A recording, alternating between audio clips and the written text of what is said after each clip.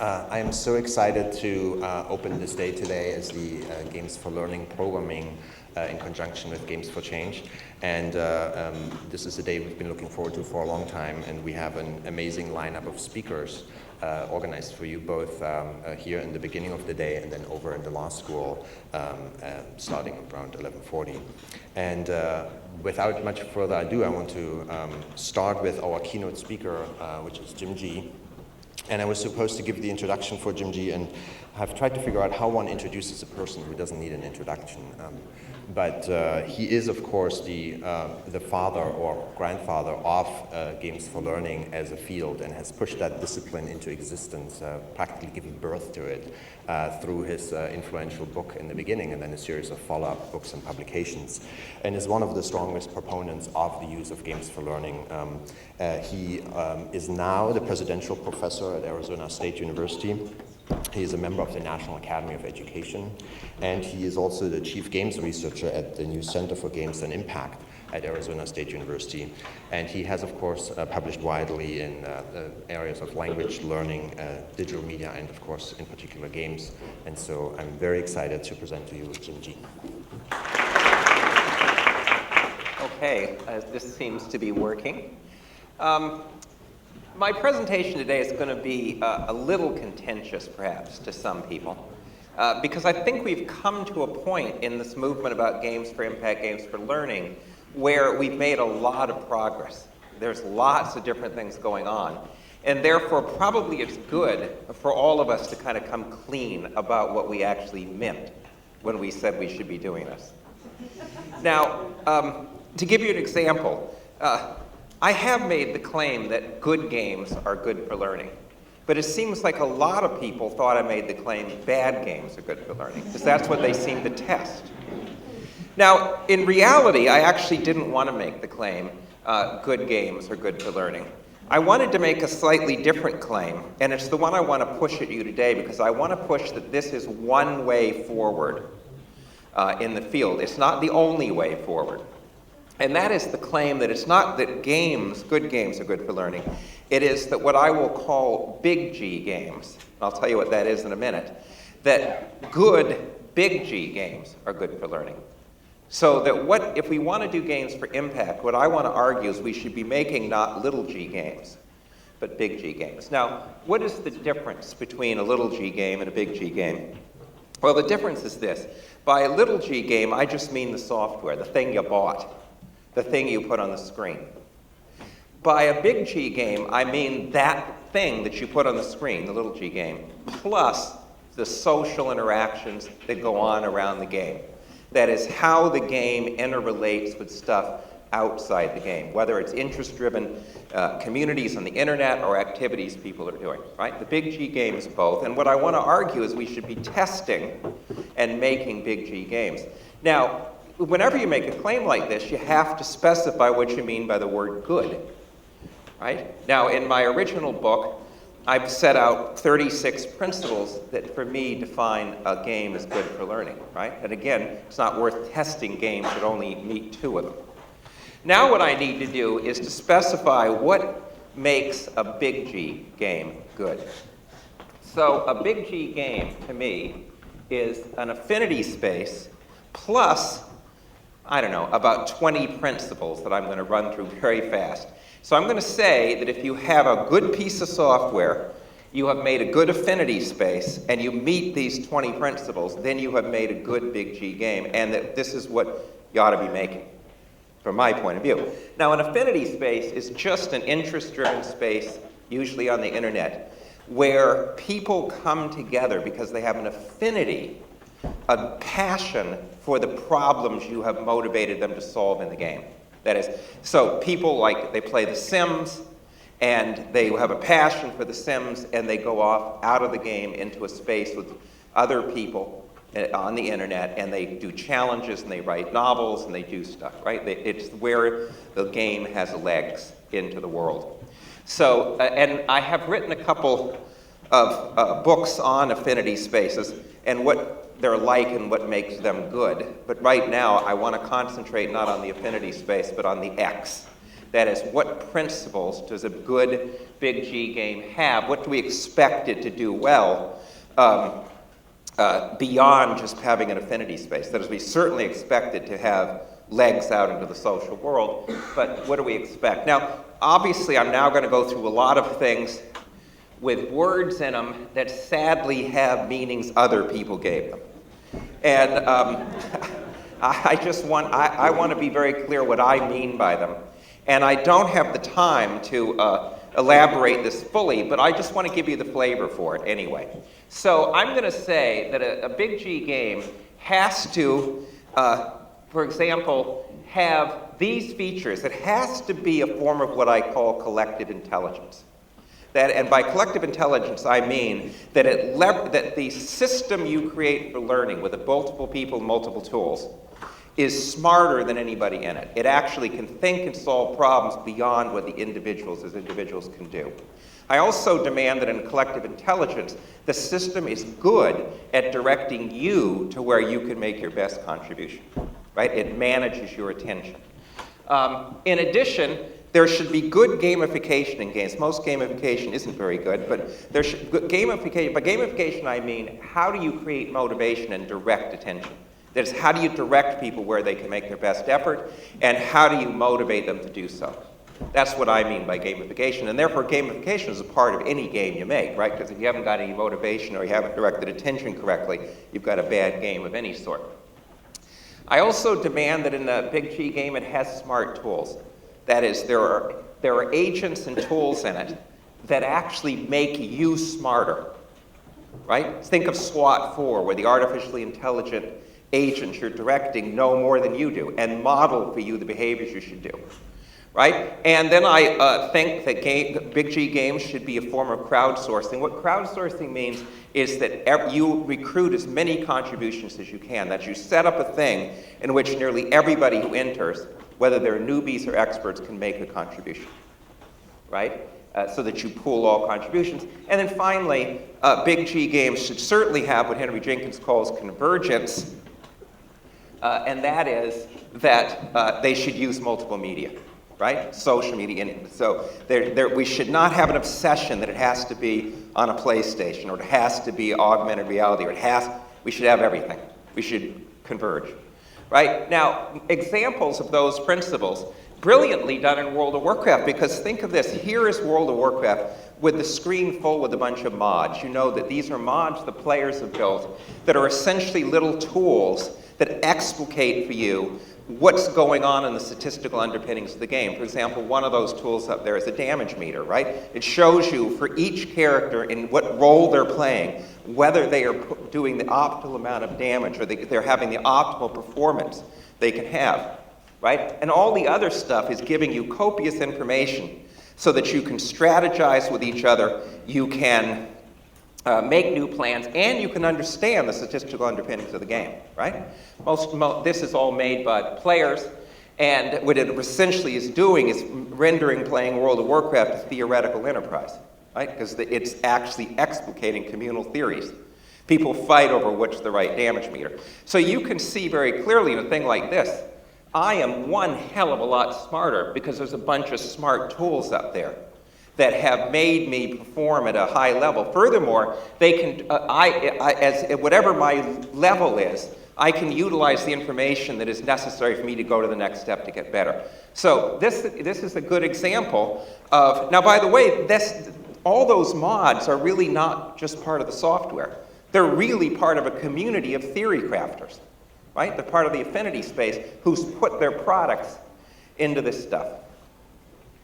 All right, so in addition, good big G games will data mine. That is, they will collect copious data and they will represent it back to the players so that they can get better at solving problems, better at thinking.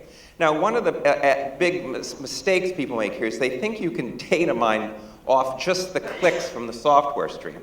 But remember, there's a bunch of social interactions going on, and that has to be data mined too. Thinking that you data mined your algebra game because you got all the click streams, but didn't data mine the collective intelligence, the affinity space of people taking algebra into a passion, is being too much of a technicist. Can't go there, sir. Got to mine all the data. Assessment, games should build in assessment, not as a score, but as a trajectory towards growth. I should know how am I growing across time in comparison to 1 billion other players and not only that, in comparison to how many trajectories to mastery there are. Is mine innovative? Where does it stand? The assessment should be entirely about growth. And growth not only as an individual, but growth in a community of people who know where they stand. And that's why there should be no standards set up by either God or administrators. Standards should be indigenous to the people doing it, who model the highest performance, settle on what it is to get it, and meet it. That is, standards are internal, indigenous to people with a passion for something. And if you look at affinity spaces out there in the world, people are setting very high standards. So if you as an administrator want to vet this, fine. You go out and show that these big G games, these social interactions and software together, are setting very high standards, like in those damage meters and stuff, for their statistical underpinnings. And once you know that they're setting high standards, get out of the way. Because the standards arise bottom up from a community. They don't come top down from God. All right. So games can do this very well. Any real-time strategy game at the end of it gives you dozens of slides that shows you on dozens or hundreds of variables where you stood in relationship to all the other players. Of course, there's already in the gaming sphere with Halo or other games where people can turn over their computers and get wonderful representations and heat maps and everything else, right? So games are already beginning to do this, but again, the data, if you're talking about people going for a long period of time through a game and social interactions, then you're also talking about getting to represent their growth as a community, their growth socially, their growth in collaboration. So that's where the data mining comes from. All right, games should, for whatever impact you want, big G games should be about intelligence. But unfortunately, we have a very, very limited view in our research on intelligence that is just beginning to change. Games should not be about just cognitive intelligence. And they certainly, this is a contentious point, they should not be about filling your head up with useless information to put on tests, right? They should be about distributed intelligence. Distributed intelligence is, can you leverage the intelligence that's not only in your head, but in other people's head and in the tools, the smart tools you've been given? Can you network your head with other people and other tools? It should certainly be about emotional intelligence. We have a world, Alan Greenspan could be its model, of intelligence going awry when it's never connected to things like civic responsibility, emotional intelligence, and social intelligence, right? We know where that goes. Now, it should also be about social intelligence, because again, since these are distributed systems in which you have to have collective intelligence, if you cannot socially get along with other people, then you'll be in a home with padded stuff. And it should be about embodied intelligence. We're going to see this, that there should certainly be intelligence that is in practice embodied, so that it's about problem solving. You understand the physics at an embodied level. You see how it works. You don't understand it just in words. And that's the one really good thing the software is good at. It can put you in a world like Portal and show you what it feels like to fly across the room and obey the law of conservation momentum, right? So we want, and that, by the way, is almost always missing in school, because schools do not value tacit understanding. They value only explicit understanding. And finally, this is the principle that's most important to me in all of the principles I've done, what I call situated understanding, which simply means words and representation should be married to images, to actions, to goals, to emotions, to dialogue, not just to other words and text. See, school is, if you don't understand a text, we give you another one. But situated understanding is, if you don't understand these words, I take you out in the world to show you something, right? So, now, a good example of how the Sims. People go into the Sims, and they get into their affinity space, and they do a challenge. There's a challenge where a lady, I've written about this in one of my books with Elizabeth Hayes, where a German woman challenges a group of British and American players to use the Sims to simulate the life of a poor single parent. And you can only win the challenge if you get your kids safely out of the house as adults. You get a bonus if they can go to college.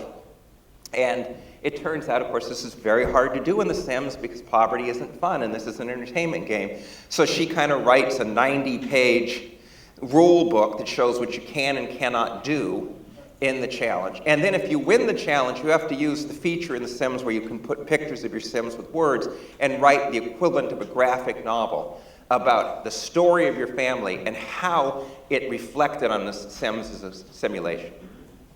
This is the emotional intelligence, social intelligence, cognitive intelligence.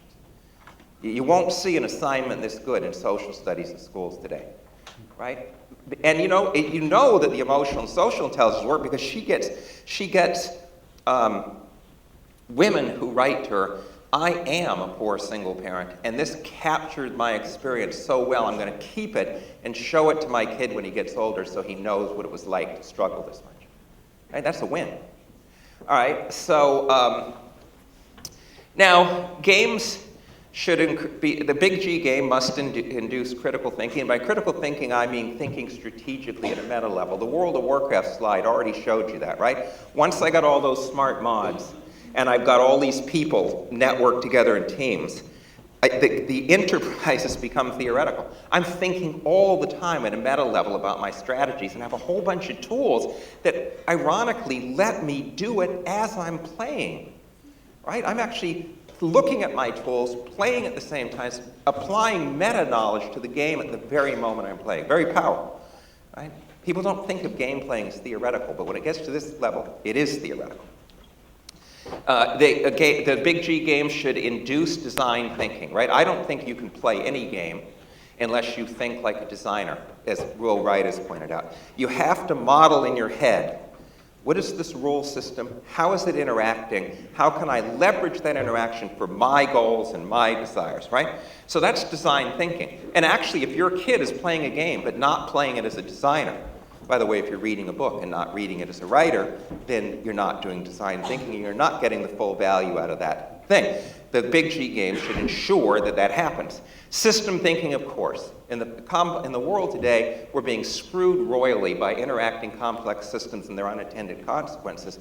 So there's probably no more important tool than teaching people what it means to have complexly interacting variables and unintended consequences. And when you build a nice big G game, you always have multiple variables interacting. And people can, even in that challenge about poverty, you find out, wow, there's a lot of interacting variables here. Right? This is one we're going to have to teach some researchers on games about. Now, model-based reasoning, which is exactly just the same thing as how I define critical thinking, but this is what scientists call it.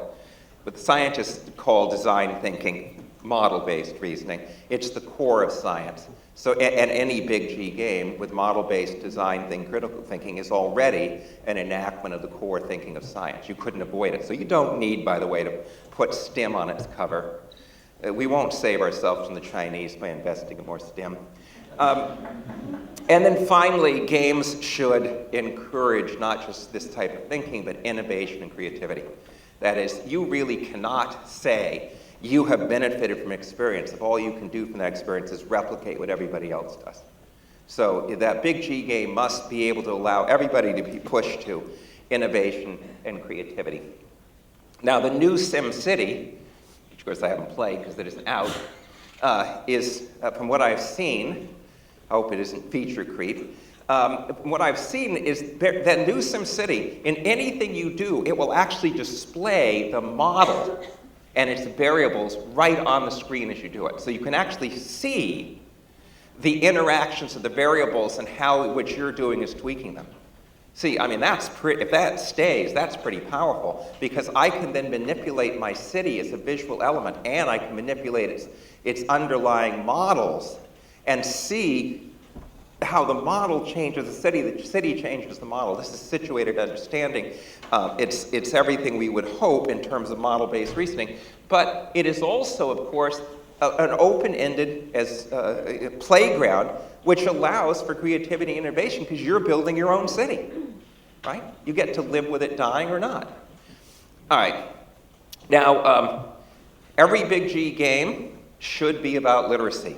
Remember, we said that one of the things it must do is give you tacit understandings and embodied. If you don't understand physics, you better understand it in your gut, in your body. You better see it as you do it. The way I can see after playing Portal, I can see myself go right across the room. Anybody who played Portal, if I asked you, how could Jim go across the top of the room? Every one of you knows what we would do.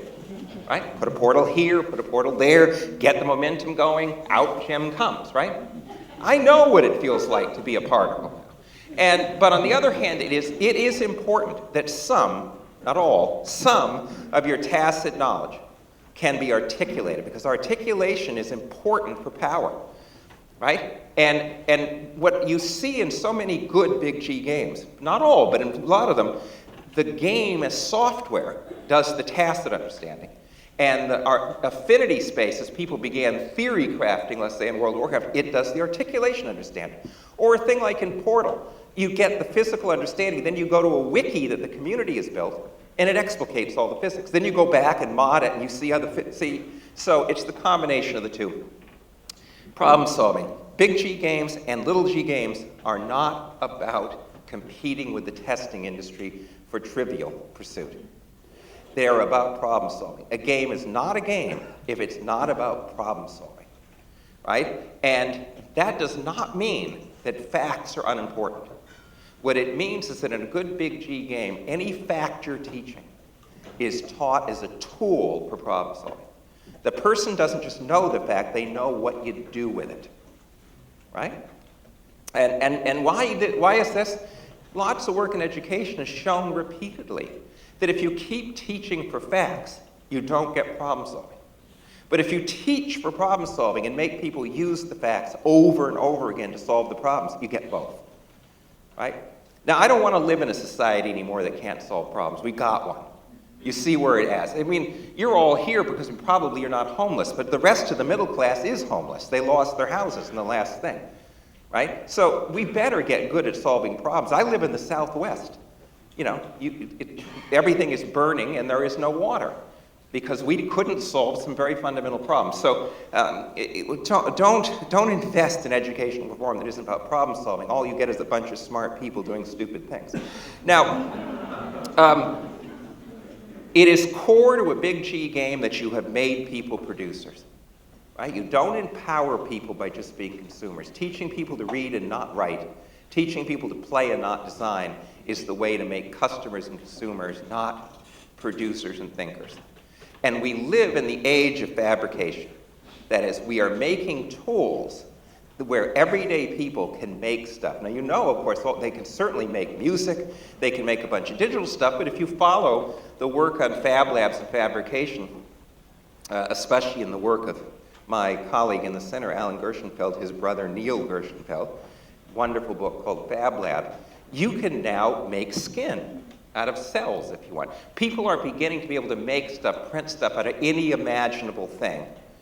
And it's pushing it down to a craft level where everyday people, if they want to pay the price in learning, they can actually begin to make stuff.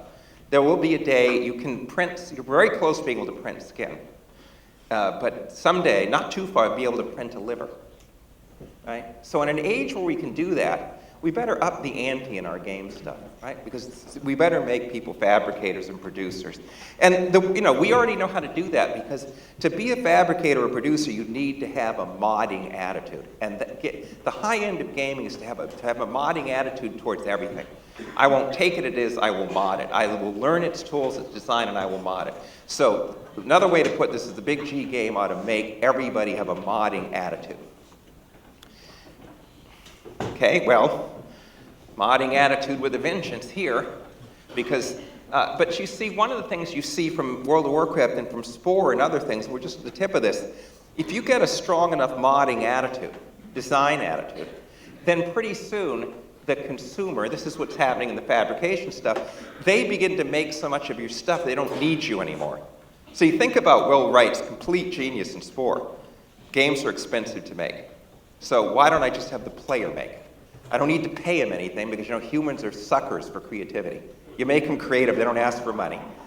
And his attitude is, sure, the designers I have can make stuff better than 90% of the people out there, but the trouble is 10% of the people that can make better stuff than my designers. Now today, I don't think there's anything in the game left that he made. Right? And he isn't even there anymore, you see? So your desire for a big G game is enhance the modding attitude so much that the day comes where there's nothing left that you made, and they don't need you anymore. Right? They give you a gold watch and send you off to make another big G game. The price of success is they kick you out. Right? And that furthermore, when you leave, they say, well, you look like a good designer at the beginning, but the stuff we got now is so much better. Right? Now, this is a good example. This is a theory crafting thing from World of Warcraft, right? People are debating probability and statistics with a vengeance in order to mod the game to show Blizzard that they know more about the game than Blizzard does. One of the things I don't have here with me, but I love this. This thing where young people get into these affinity spaces, begin to play with the technical information, has gone so far that Blizzard has gotten the most erudite, complicated complaint letters in the history of sales. People send them the whole statistical underpinnings of experiments to say, you nerfed my shaman, you idiot.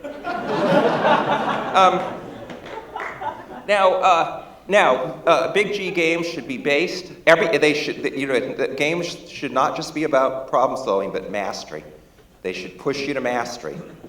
And to do mastery, we know this, you need a cycle of expertise. Cycle of expertise is practice your butt off until you can do it in your sleep, then face a problem doesn't work anymore. Rethink what you just routinized, practice that till you can do it in your sleep, then get another challenge. That's been called for 20 years, the cycle of expertise, and it's what we know. Every person who hits mastery goes through that cycle, but real masters, real experts, look for the challenge that will undo their mastery. They look for it. And petty experts avoid them. Now, that's just called level design in games. Although, in a big G game, you should be able to build this level design, this cycle into the affinity space as well. Games, the little G game in a big G game, to me, one of the best things it does is preparation for future learning. Right? It should kindle interest, it should give you some basic embodied foundations, and it should prepare you for future learning. And the test of that is that you're a better learner outside the game, in the affinity space, or with smart tools and other stuff. We do know how to assess preparation for future learning. This is Dan Schwartz's work, and we do know how to build it, and that's what it should be in there. And then finally, a big G game should always have augmented reality. And what I mean by augmented reality, though, is not that you have to lay stuff on the stage that's virtual, although that's fine. Augmented reality means good games make you see the world in a new way. Who has not? I remember when I first played games. I don't know if some of you may have been doing this too long, but when I first played, first of all, you began to dream you're in a game. Right? You're trying to click on your dreams. And it's just frustrating because nothing happens when you click on the dream. And also, you click on the world, right? You play a game, and all of a sudden you say, oh, geez, what if I click on that light over there, right? The game begins to overlay on the world. Well, Portal had as one piece of its advertising that the game will give you a new tool, and by giving you this new tool, you will surmise new possibilities in the world. Right? Think about it. That gives you a tool that makes you pay attention to the affordances, the physical affordances of your environment, well beyond what your body can do. And all of a sudden, you see the environment. I would never see this environment as something that I could fly across until I played Portal. When I played SWAT 4, for months I kept planning how to enter buildings unseen. And knew how to do it, right? And for a person who's socially shy, this is a very good skill. So the fact is, good games do change your brains to look at the world in a new way. And it should therefore be, any big G game should make you see new possibilities for solutions in the world. Even the commercial good games do. Portal, my example, right? But lots of them. There's the thing. One thing I love about this quote, as a person who spent the second half of my career in education, that's the best educational vision I've ever seen. And it's on a box for advertising. I don't know, in a society whose school system and educational system and college system has less good visions of learning than the commercials on the boxes of its games, does sound like it's in trouble. Don't you think that's a great, wouldn't it be nice to surmise some new possibilities so that New York is not needing a snorkel when global warming comes, and in the Southwest I won't burn up? See, it would be nice. It's not going to happen, but... All right, now, games, Big G games should involve adaptive mentoring. That is, we do know from all the research and learning that mentoring is crucial. It is not true people learn just because you put them in nice creative spaces and turn them loose. Now, affinity spaces are built in ways that they're not age-graded and newbies and experts together, so they have copious mentoring. And also flexible. Sometimes you mentor if you're the expert, sometimes you get mentored. So mentoring and guided design, crucial. Learning ecology, there should be, within the Big G game, which means the software and the affinity space and all those, there should be multiple ways of learning, right? Now, I am not, even though we just heard about School of One, I am not a fan of saying, let's customize learning to you individually so much that you never get challenged. Or you're a learner who only learns through music. So, you know what? The world will not adapt to you. I thought it would. It has not once yet adapted to me. And you will be forced to learn in ways that are not your forte. So rather than adapting, it should teach you to learn in different ways and force you to adopt some new styles, to find out what your possibilities are and not just what your self is. You know, I guarantee you that humans are fragile enough that what you are today sucks. You have potential to be more. You should demand to be more, not to be catered to the point where you don't find out what you're good at, what your passion can be, and what's possible. So adaptive, sure. It should be saying, where are you? But it should say, you know, we're going to not only have the game adapt to you, you're also going to have to sometimes adapt to the game, and we're going to help you to do that, and adapt to other people. It is very important that Big G games have good remedial education. What I mean by this is so many people in America are damaged learners. They've thought, I can't learn math, I'm no good at math. That's not true. You were taught math horribly. You were told to be scared of math, right? So what you have to say is, how do I let everybody in? How do I find out where you're hurt and undo the hurt? Now, I have an article on, I was a special learner of real-time strategy games. I had been traumatized so often by losing so quickly in real-time strategy games to a 6-year-old that I was a damaged learner. And then I picked up Rise of Nations, which has this incredible tutorial. You know, if you're playing the tutorial and you don't like it, a sign comes and says, well, maybe there's another way for you to learn, and we have other ways for you to do this. Would you like to try another way? And it does the whole thing, and it undid my damage. And all of a sudden I said, it wasn't me that was damaged, it was those idiots who made those games that were damaged, right? And so, by the way, there's research in education that shows that if you're one of these students that got a bunch of A's, and you go to college and you get your first C, if you say, well, I got the A's in high school and I thought I was smart, but I guess I'm not smart, I got the C, those kids give up. The ones who are successful said, I am smart, this teacher's an idiot. And they do fine. And finally, this is a very 20th century thing. Nobody's going to be successful by being a generalist in the 21st century. You have to be genuinely good at something. And that means 10,000 hours of practice. That means we should display to people, young people and adults, possible interests. But that the function of a Big G game should show you an interest, and then for some people kindle it into a passion that will fuel 10,000 hours of practice, persistence past failure, and total identity commitment. And the goal of education should be for every young person to find at least one passion, having seen 1,000 interests. And these Big G games should be very good at that. This is David Schaefer's game on urban planning. It allows you to actually replan your own city. And then give a report to the mayor. It demands you do it at a professional level, even though you're in middle school, and it holds you to very, very high standards, the professional standards, especially since you're going to give this to the mayor. And this captures, a lot of what we've been talking about, right? The different forms of intelligence, the creativity, the innovation that you get to. So now, I told you a lot of principles here, and there'll be a moral about this. I'm actually trying to bore you enough so the moral will be meaningful. All good art, and video games are art, has as one of its major purposes making what we take for granted strange again, to let you see it new.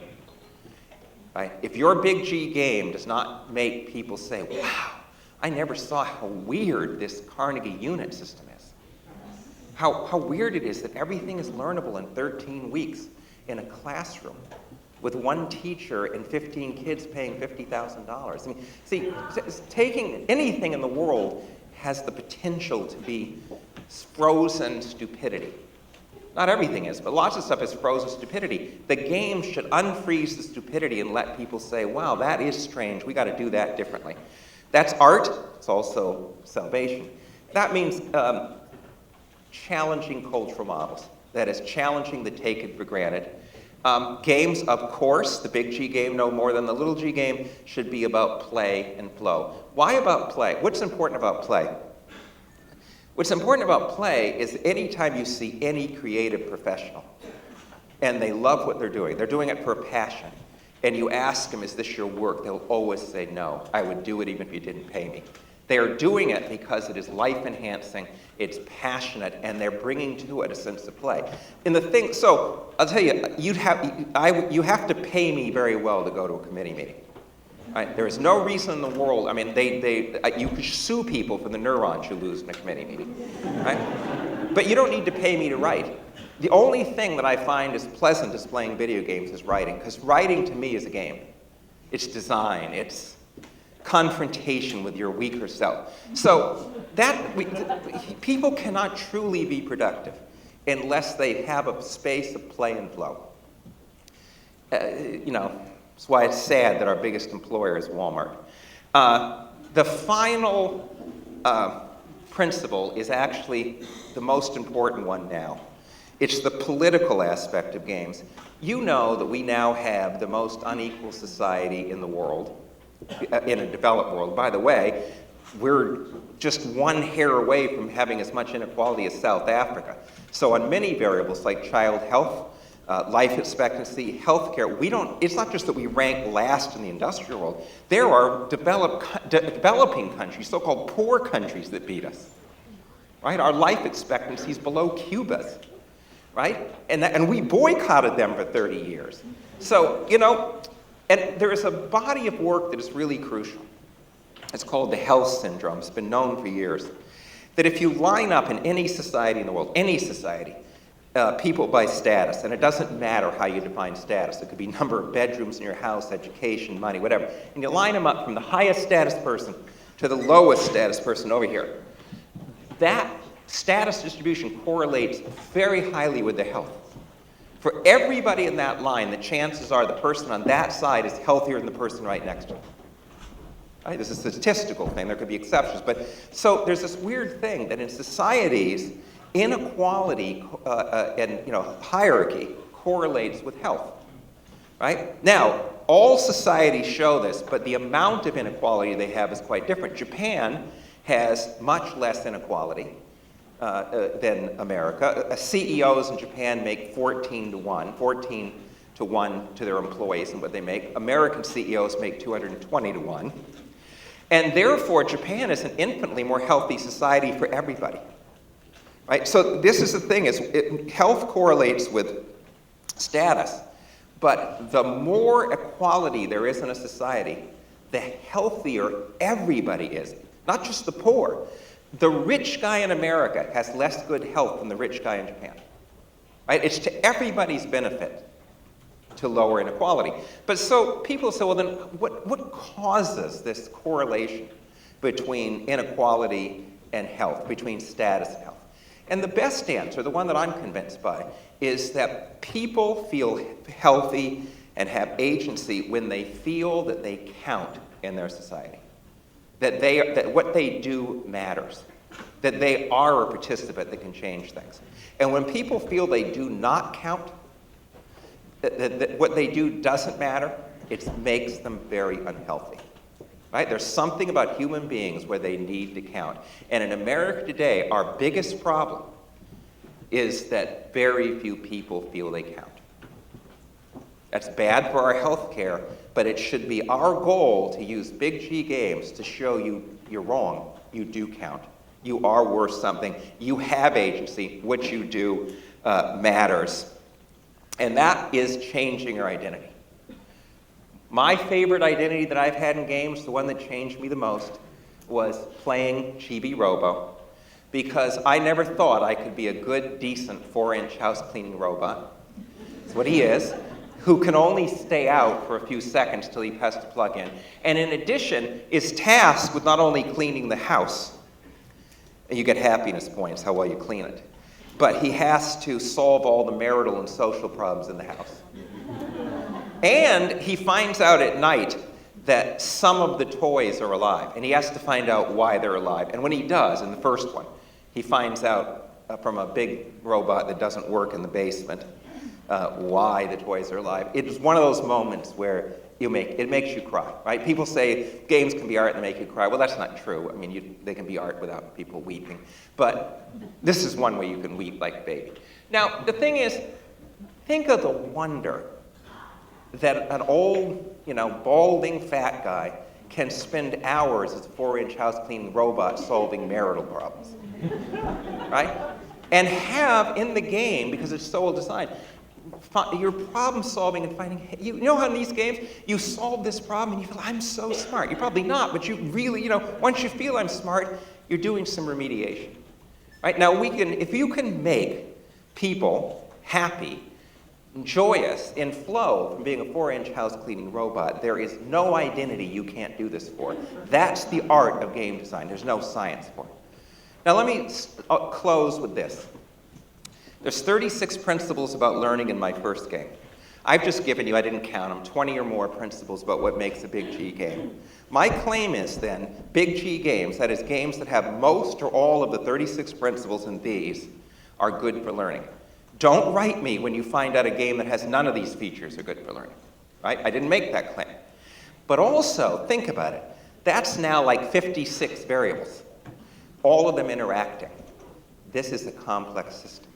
It is not open to testing by controlled studies. 56 of these variables interacting to hundreds of people at all different levels is not open to controlled studies. That, I know the government thinks that's the gold standard, but the government thinks a lot of things, right? The point is that you are clearly, if you're making a big G game and you're meeting these credentials, and I know I've hit this at the bar high, you are making a complex system that interacts with human nature, human behavior, human levels, 56 variables interacting. It's as complex a system as global warming, cellular structure, or stars.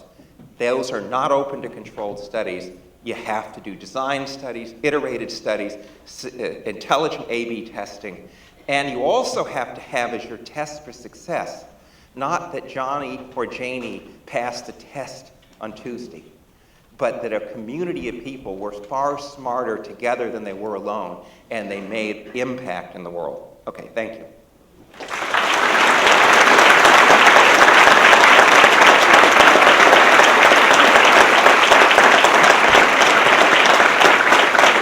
So I am told that we now, by the way, I did this with 12 minutes left. I had no idea how long it would take, because this is a new talk, so it's good, 12 minutes. No, I did go fast. But it was just to try to overwhelm you so you'd be impressed. All right, so we have time for questions, comments, rants, raves. There's a person right there. I can't see you, but that's all right. I don't wear my glasses. It makes me look bad. Thanks, as always, great ideas. With that many variables, have you prioritized or ranked or found the magical combination of a couple of them to start with? No, there is none. That would be like asking which of the proteins can we leave out of the cell. You see, even the proteins that aren't the big ones can screw you up if you leave them out because they interact together. By the way, so my suspicion is, remember, this is an interacting system. It's going to require us to do the type of research done in physics, not the type of research done in something else. So the fact is, though, when you look at complex systems, there's no way to predict that taking this variable out will do, because it might seem the most trivial variable, but it actually interacts in a way that screws the whole system. So, yeah, I want them all. I want them all. And there's probably others, by the way. See, I'm too bad it's hard. You already knew that designing a great game like Half-Life or System Shock was extremely hard work that required not just science but art, right? So you did that. You made great games. So let's make great big G games now. It's going to be harder. So what? Let's not. We don't making Trivial Pursuit to compete with a pencil in school. That can't be your goal in life. So I don't think so. Maybe we'll find it out, but I doubt it. Yes. Oh. Hi, I know you can't see me, so this is Jody Asbell Clark from Edge. Oh, hi. So as we go towards participative cultures of learning, hopefully, is there anything in the hierarchical, scholarly academia we know now of expertise that you would save? And if so, how does it integrate into this? Well, we already, I mean, it's like Aristotle's still with us, right? You know, if Aristotle visited a university and saw the names on the doors, you know, physics, biology, he would say, oh, I recognize all those names. I mean, the universities are set up to make knowledge under disciplinary labels that have not defined how academics work for 50 years, right? You can test this out. Don't do it. If you're not in college, don't bother with it. But, you know, go to the biology department. Go to the anthropology department. Here's what you're going to find. All the people in there hate each other's guts. The archaeologists don't think the cultural anthropologists are even scientists. The biochemists think the ecologists are right next to kooks. The only thing the biology department is there for and the anthropology department is so they can pick up their checks. They don't work. The biochemist guy, he likes the chemists. Right? The ecology guy, he likes the people doing adaptive studies and computers and simulations and stuff. So the people in universities, knowledge today is produced not just collectively, but around themes that require something like a hunting party in World of Warcraft. Everybody has to bring deep expertise. It has to be pooled. And sometimes somebody better have the big picture. Right? That's how knowledge is produced for 50 years. There's rarely a university in the country that does that. That's why there's that's not why, because there's 50 other reasons. They're so dysfunctional, right? So don't teach kids under labels that Aristotle made up. See, what does it matter? You go to, we have in one of the books a woman who took geometry and failed. So she said, I'm terrible at geometry. She then became a lead designer in Second Life and mastered geometry because she found out, you know, if you're not really good at geometry, your buildings don't stand.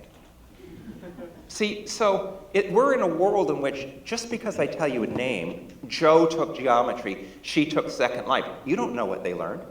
In a real big G game, you're not learning a discipline, you're learning multiple skills, social and emotional intelligence, collective intelligence, you're learning a whole bunch of stuff. So go into the communities and say, what are people learning in the way of problem solving? What specialties are available? Can they pull them? And are they mastering expertise by pushing themselves to new challenges? By the way, why bother to teach somebody algebra to get separately from other stuff? There's so much to learn.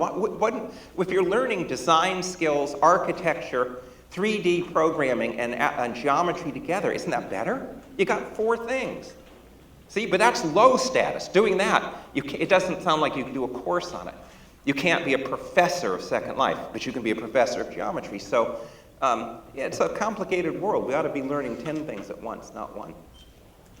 Yes, you, in the front here. You'll have to yell. Oh, here comes the mic.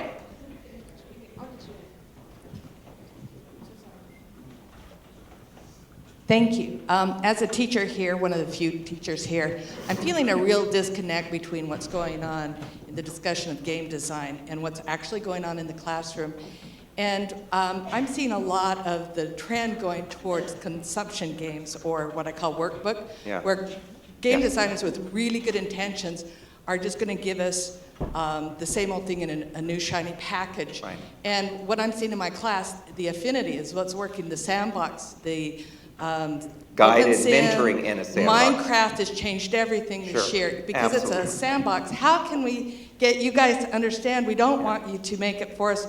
We want to give you, we want spaces where our kids you can have build just, it. I wasn't going to say this because I have friends in the audience, but that's why I gave this talk. I'm sick of seeing chocolate and broccoli games, little modules made that go with nothing.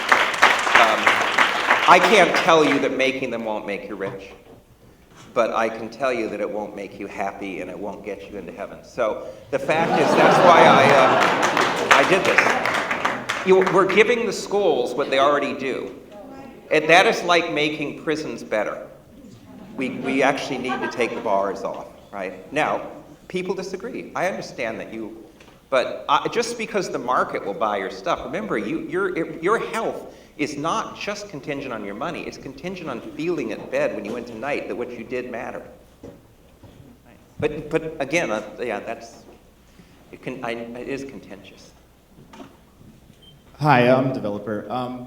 So this might be just semantics, but Where are you? Right Raise over your here. I'm hand or sorry. wave. So there. part of Big G Games is that. Are you looking also just for the meta game as well? A game that the game creating the game outside of the game, basically. And I'm going to riff a little bit on the teacher's question prior. A game that also then requires almost a game outside of it to with problem solving in the classroom to then fix problems inside of the program. I don't think that the little G game has to be software. What I demand of a game is that it has well-defined problems that you are highly motivated to solve, and that when you solve them, you get conceptual understanding and meta-understanding, that it creates preparation for future learning and sets the foundations for situated understanding. If you want to do that with any other form of game, that's fine. If you want to call it not a game, it's fine, but you have to do that. Bodied understanding, preparation for future learning, kindling of interest, that stuff.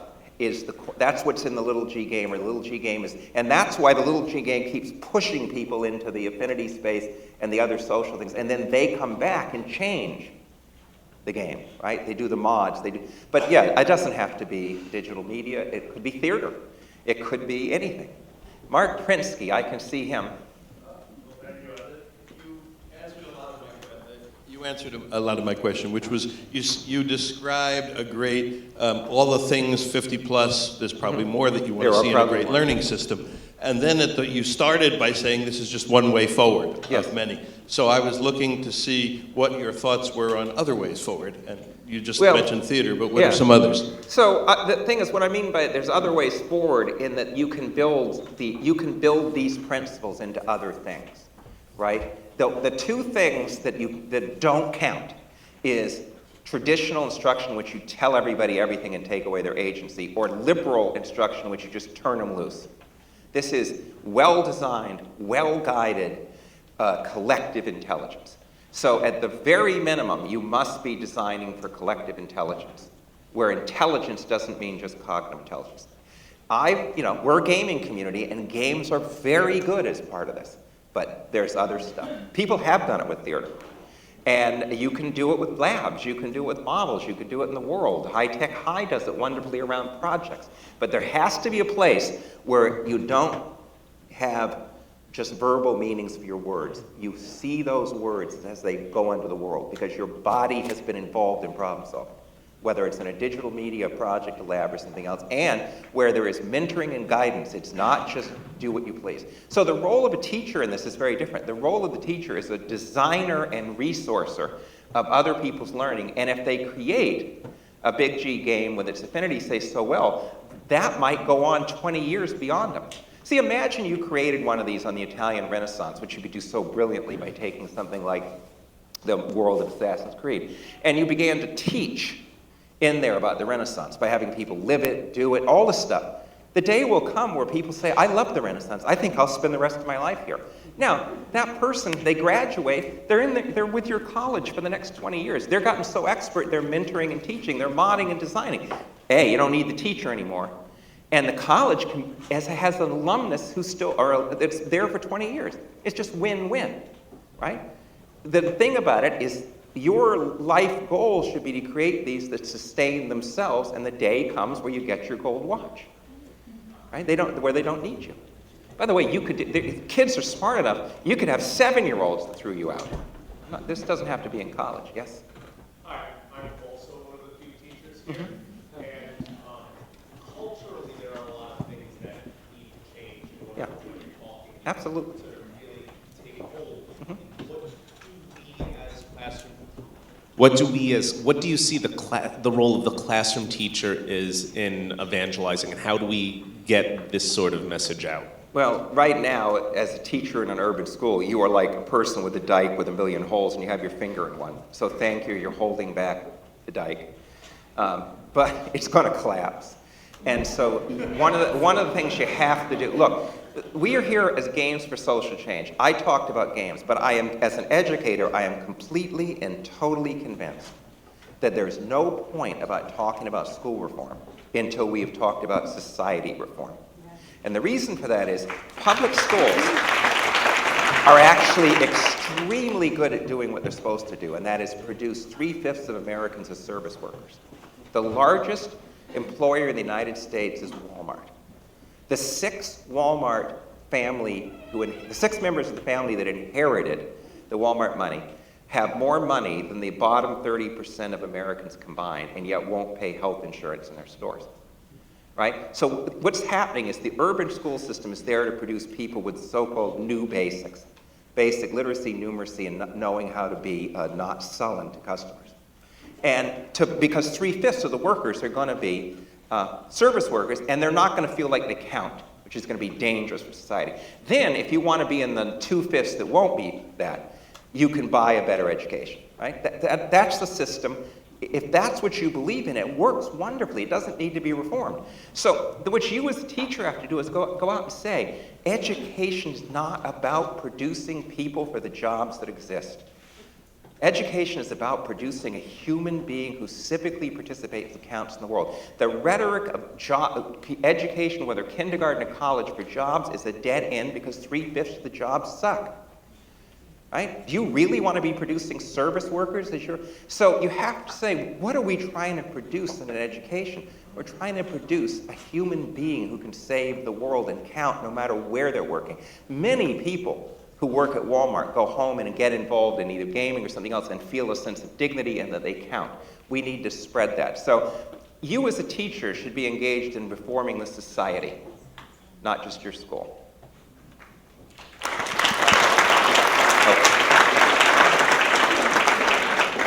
Hi.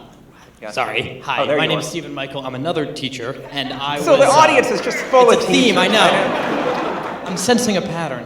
I was wondering. I think all of this, what you've put up there about all of these different traits is great. I'm wondering. So many of these ideas seem like they can be applied to so many different things beyond just traditional video games. I'm wondering specifically about the affinity groups and the culture of discussion that you're trying to foster. Do you have any thoughts about how to create that in an environment where maybe you don't have access to lots of technology, or you can't create something through computing power? You don't need technology. So, there is this wonderful technology out in the world. If you open the door, there's a thing like a pond, right? The pond, you can get tacit understandings. The mosquitoes bite, the snake bites. I mean, there's the world.